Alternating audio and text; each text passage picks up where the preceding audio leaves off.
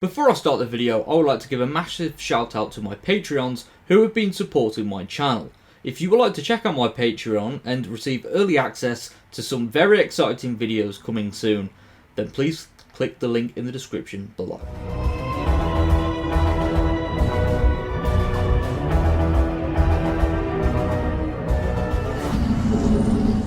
Hello everyone and welcome back to the Nerdette here once again, and in today's video I'm going to be doing my review for the Star Beast. Now, yes, there will be spoilers in this because, yeah, I did say that once this episode airs, I will be talking about everything to do with the plot and stuff like that, just as I've done with every other Doctor Who episode. So, with that being said, let's get into the video and talk about what I thought of this episode, what I liked, what I disliked, and stuff like that. So, yeah, let's get into this review. So, I've got to say, this plot was very, very fast-paced. I mean, yeah, it was just under an hour long, about 56 minutes to be exact. And I've got to say, I was very, very interested in the synopsis of this episode, because you've got an adaptation for the Star Beast, which is a very popular Doctor Who Marvel comic, and, some very obscure comic characters as well. Beat the Meat, the Wrath Warriors, and people... we're like, okay, this is a weird choice to have in an anniversary episode. But you've also got the return of Donna Noble, her family, and you're reopening some old wounds, with the Series 4 story arc, which tragically ended with Donna's memories being wiped. And I was like, oh, is Russell really going to reopen that? Because it did seem like she got the perfect ending. Yeah, okay, her memories got wiped and stuff like that. But she was able to, get married and, start a family, and she got the winning lottery ticket as well.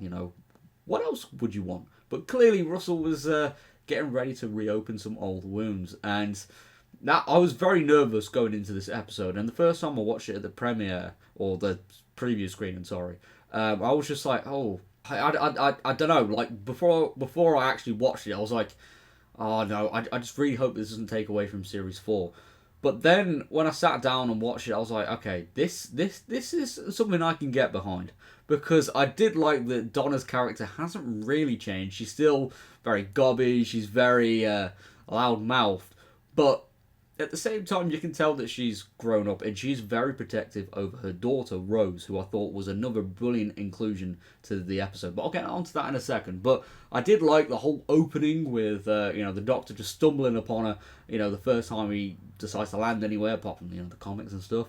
But, the first time he decides to land anywhere, just goes out for a little stroll. You can see he's very happy. And I could see aspects of the 13th Doctor's personality in there as well, especially considering he's just regenerated from her as well. That would make a lot of sense. But yeah, he's all ready, he's looking to explore, and then he just bumps into Donna, and he's like, wait, what? And I just loved that scene, because it was just so awkward straight away.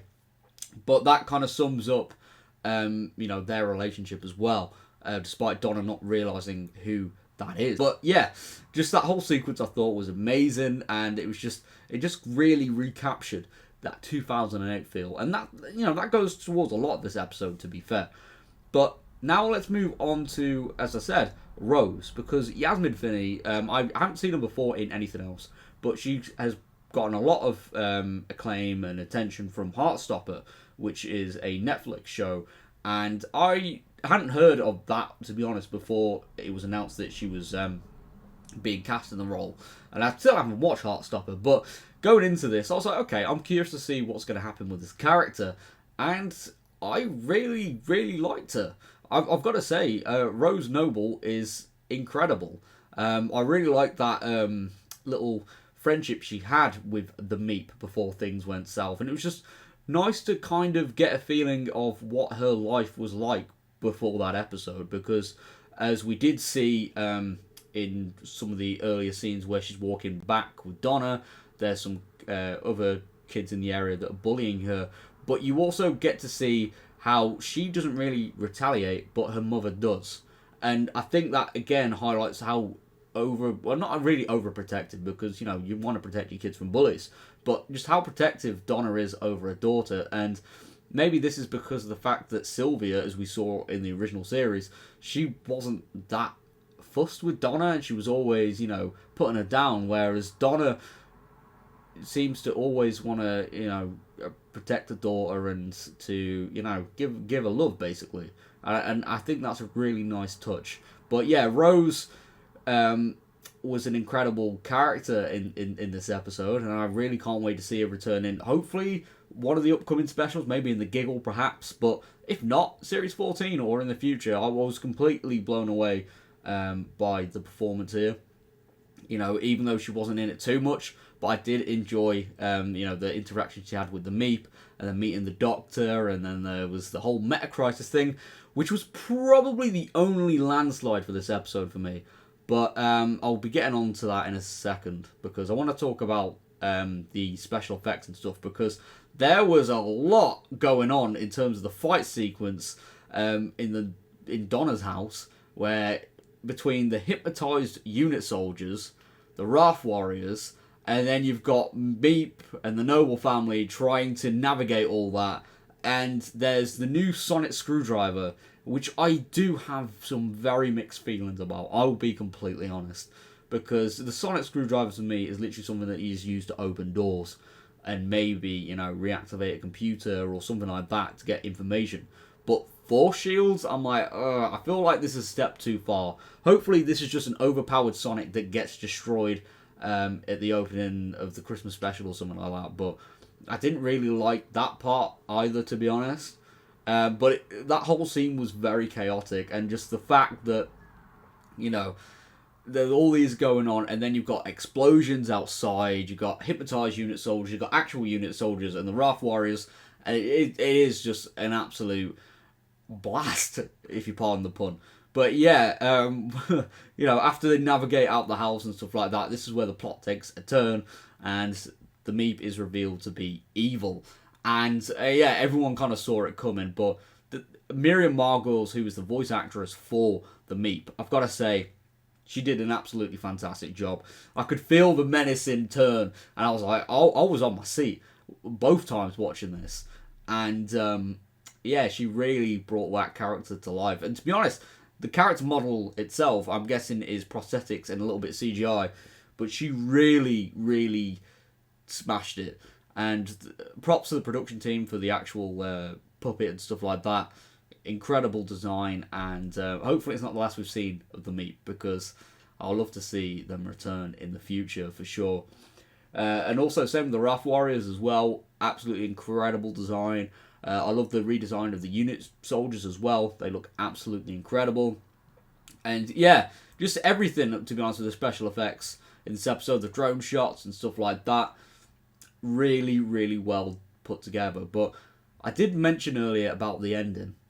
And the ending for me, whilst, yes, there was the emotional moment where Donna remembers her previous memories in order to save the day through the Civil War-esque sequence, I can't lie, I was very disappointed in the way it was rushed, and I wasn't a fan of Rose getting the Meta Crisis abilities either, or at least not as quickly, because I was like, okay, the fact that Donna's got them makes sense, okay, because obviously, Donna had them and stuff like that, but the fact she survived was because she passed it down and stuff like that. I was like, okay, I mean, I don't know, I think personally the reason why I didn't like it as much was because the fact they just easily got rid of the Meta Crisis abilities at the end, which I hope isn't the last we see of the Meta Crisis stuff, because that just seems like an easy way to get rid of that. And obviously now Donna's got her memories back, why would she not want to travel with the Doctor? Okay, yeah, she's got family, but that temptation would always be there. So, it does make you think. But overall, I thought the episode was a very gripping reintroduction to certain aspects of New Who, such as, the Series 4 story arc, Donna and her family, and obviously it sets up things for the next couple of specials as well. And whilst we're on that as well, the new TARDIS, I do really enjoy. I thought it was a nice little spacious environment, and I can't wait to see more of it. But obviously, we probably won't see a lot of it in the next special. I imagine it will be in the Giggle, where we see more of this TARDIS. But I really like the design. I'll probably have another video going more in depth on how I feel about that TARDIS. and stuff like that, and explaining certain things about it. But yeah, overall, I'm really happy with the episode. I'm probably going to give it like a 9 out of 10 because, yeah, the rest of the episode held itself up well. I think it was just the ending for me, it just didn't click with me.